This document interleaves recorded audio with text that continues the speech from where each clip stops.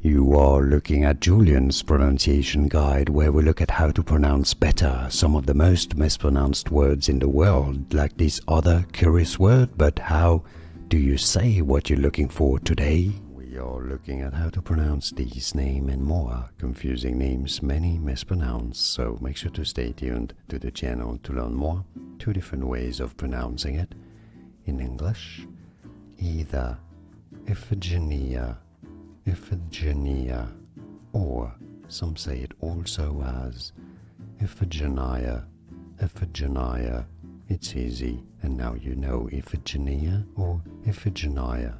And now you know more videos for you here to learn more correct pronunciations. Thanks for watching.